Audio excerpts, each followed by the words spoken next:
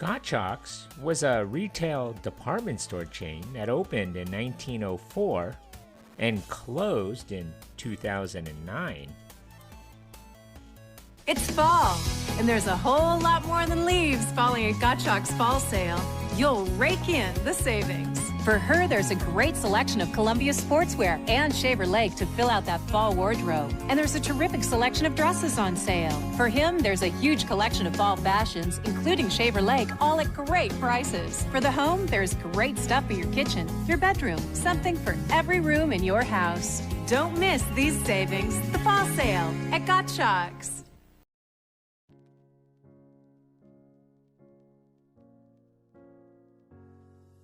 The department store was founded by a German-Jewish immigrant named Emil Gottschalks, who had opened a dry goods store in downtown Fresno, California.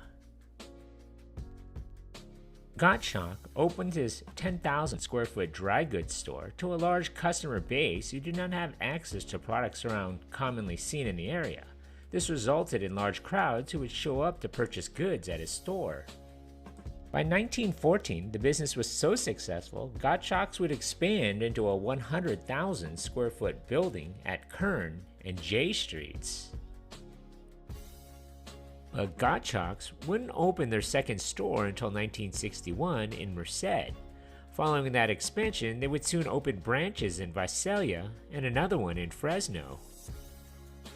It was around this time that Emil's grandnephew, Irving Levy, whose father had helped found the company, took the helm. In an effort to win over teenage baby boomers, Gottschalks launched Bobby West, a chain of junior apparel stores in the late 1960s. Following on the heels of the new stores, they would launch Village East Shops, which offered large-sized women's clothing in 1970. And during the 1970s, the independent department store chain would expand slowly, opening up stores in Modesto, Santa Maria, and Fresno.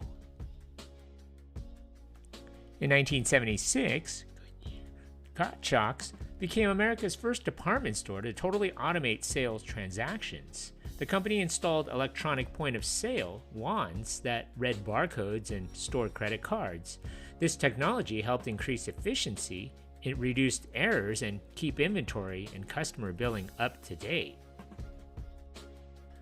Irving Levy served as president until his death in 1980 at the age of 86, guiding Gottschalks' growth into a chain of 6 department stores and over a dozen specialty boutiques with over $80 million in annual sales. Leadership would transfer to Gerald Blum, whose father was a longtime partner of Irving Levy, who assumed the presidency for about 2 years. Blum advanced to vice chairman and consultant in 1982, making way for Levy's son, Joseph, to take over. Gottschalks formulated a successful strategy for profitable growth in the highly competitive retail industry. The core of the plan was Gottschalks' concentration on smaller markets in California's Central Valley, markets dubbed the Other California by company executives. Their strategy was to stay out of the large metropolitan markets like San Francisco and Los Angeles due to the larger presence of the major national department store chains. It opted instead for overlooked towns with populations of 20 to 60,000 people, areas too small to support larger traditional-sized department stores, and targeted middle-income households. This tactic kept Gottschalks' overhead low by allowing it to build smaller, 80 to 110,000 square foot single-level stores with lower real estate costs and cheaper labor. More often than not, it also made Gottschalks the only game in town with virtually no competition from other department stores. As one of the state's only major retailers willing to locate in smaller cities and towns, the chain was sought out by developers and often able to demand ideal anchor locations in the new medium-sized malls and shopping centers that sprang up throughout the 1970s and 1980s. Unlike many of its small-town competitors in the retail segment, Gottschalks was often the area's only source of nationally branded soft goods. Although the chain was relatively small, it was not technologically backwards. In fact, Gottschalks executives often found themselves at the front of the pack in the race to install the most modern equipment. Gottschalks was Fresno's premier retailer to install an air conditioner and was among the first retailers in the area to accept bank credit cards. By concentrating on California's inland markets, Gottschalks avoided the dramatic ups and downs endemic to the West Coast cities. Gottschalks went public in 1986, selling about 50% of its equity on the New York Stock Exchange. The proceeds were used to step up the pace of the new store acquisition and construction, helping to make Gottschalks California the fastest growing department store chain in the late 1980s. The number of Gottschalks units doubled from 9 in 1985 to 18 in 1988, and annual revenues increased from $112 million to $196 million in the process. Part of this growth came via the acquisition of two small family-run store chains in 1987 and 1988. Totaling $11 million, the purchases of the privately held Malcolm Brock and Samuel Leask & Sons chains added 5 stores. The chain also refined its specialty store offerings, converting its Bobby West Jr. stores into Petite West boutiques mid-decade in order to attract smaller-sized Asian and Latin women. In 1988, Gottschalks decided to close its only money-losing location, ironically the flagship store in downtown Fresno. Annual sales surpassed $200 million in 1989. Buoyed by almost a decade of successful expansion, in 1990, Joe Levy predicted that Gottschalks would add at least 20 new markets and reach $1 billion in annual sales by 1997. In the early 1990s, brand name products generated about 80% of the total sales, with the remainder being private label or non-branded goods. Prominent brand names included Liz Claiborne, Calvin Klein, Levi Strauss, and Sony. High-end cosmetics from Estee Lauder, Clinique, and Lancôme were particularly profitable, ranking as the company's largest selling product group. Gottschalks' strong customer service was compared to that of Seattle's Nordstrom. By 1991, Gottschalks' computer information system was capable of hourly monitoring of sales and inventory, giving Gottschalks one of the industry's highest turnover rates.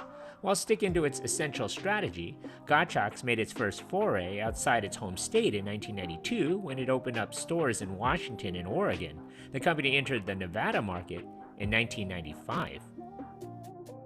Although Gottschalks' sales increased from $287 million in 1990 to over $400 million in 1995, it had a cumulative net loss over those 6 fiscal years of $4.9 million. The company saw improvements in year-over-year store performance, focusing especially on 2 underperforming stores. Gottschalks also hoped to lessen its overhead through layoffs at administrative levels, outsourcing, contract renegotiations, and paring of some optional expenses. The company planned to increase income by upping finance and service charges on its store credit card and to enhance cash flow by curtailing capital outlays. In fact, Gottschalks suspended previously laid plans to open 3 new department stores in 1996, choosing instead to apply those funds to operations. In 1995, the company went online. In 1996, they opened a 125,000 square foot store in the troubled Park Lane Center in Reno, Nevada, which had lost its 2 department store anchors, Sears and Weinstock, to a larger competitor mall. In 1998, Gottschalks purchased the 9-store Harris' chain in Southern California. Annual sales exceeded $500 million. The next year, they would close the Harris' flagship store in San Bernardino. By the time of their 1998 merger, in which the 7 local Harris' stores were rebranded as Harris' Gottschalks, both chains were beginning to struggle against the national department stores and discount chains. In the year 2000, the 34-store Lamont's chain in Alaska, Idaho, Oregon, Washington, and Utah was purchased. New stores would open in Redding in Oregon. Most of the Le Mans locations that were acquired by Gottschalks eventually closed due to poor sales. The exception was the Alaska market, where sales were strong and only one store, Wasilla, was closed prior to the company's shutdown. Closures included the locations at the Northgate Mall in Seattle, Washington in September of 2006 and in the Tacoma Highlands on September 22, 2007. In Washington state, the remaining Gottschalks location had succeeded in rural and suburban areas with less competition from other department stores.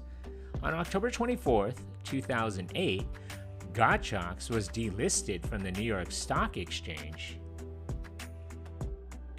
By that point, officials were trying to negotiate a deal for a loan with a Chinese company, Everbright Development Overseas Limited. On December 18, 2008, Gottschalks officials announced that Everbright had pulled out of the deal. Like so many companies during the Great Recession, the company didn't have too many viable options left. On January 14, 2009, Gottschalks filed for Chapter 11 bankruptcy. In March of 2009, Gottschalks announced that it was lined up a group of bidders that would liquidate the chain if no other bidder was found by March 30th. The time came and no viable bidders appeared. On March 31st, Gottschalks announced that it would liquidate its remaining stores. The chain's final stores closed on July 12, 2009. Several prime locations would later become Macy's or Forever 21.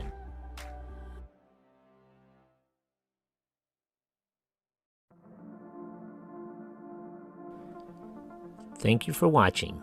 If you like this content, and if you haven't already, hit that subscribe button. Thanks.